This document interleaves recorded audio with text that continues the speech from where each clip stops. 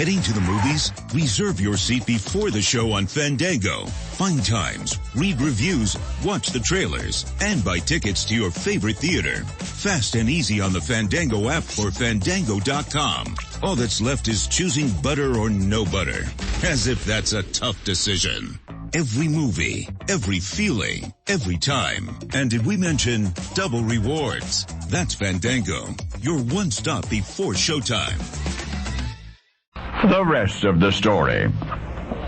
Dick Williams was a natural athlete.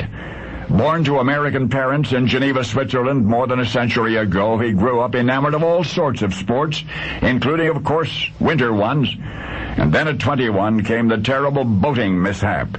Dick's boat was swamped. The oarsmen continued to row as best they could, but accumulating water bogged them down, and the water was so cold that many of the crew became hypothermic. First ankle deep, then nearly waist deep in what felt like solid ice. The men labored until all hands at the oars grew stiff and numb. The oarsman behind Dick Williams, freezing and tired, asked if he might rest his arm on Dick's shoulder. Dick said sure. He scarcely noticed the man's grip gradually loosening until minutes later he toppled overboard, dead. And others followed. 2 casualties had to be thrown overboard, the survivors hoping the reduced weight would lower the waterline. It did, but not enough to make much of a difference.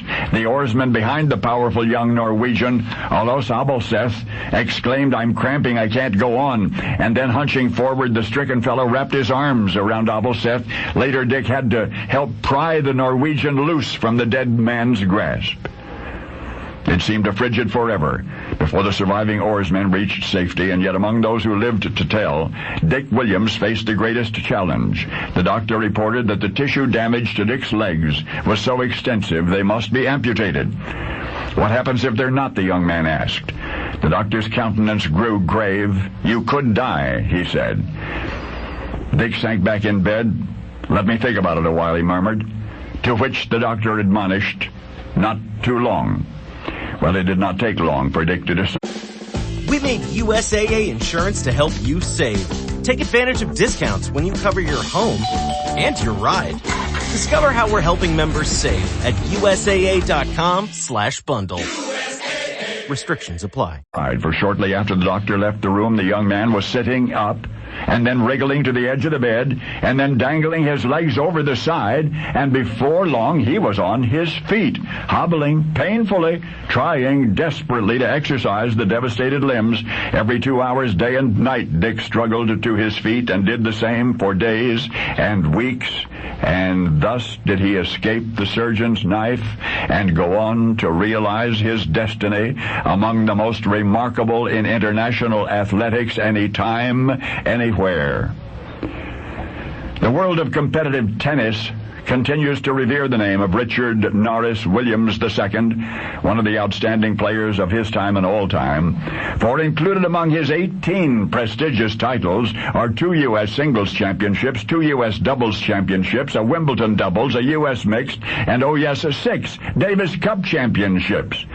Dick Williams made world top 10 7 times, U.S. top 10 12 times, won an Olympic gold medal in 1924, and in 1957 he was inducted into the International Tennis Hall of Fame. But the next time you hear his oft-mentioned name, will you remember this? That one night in April of 1912, those strong, fast legs were nearly frozen off in a slowly sinking lifeboat. That's right. 21-year-old Dick Williams, en route to the United States and a Harvard education, was nearly the 1,524th victim of a North Atlantic disaster the world knows as the sinking of the Titanic. Only now you know the rest of the story.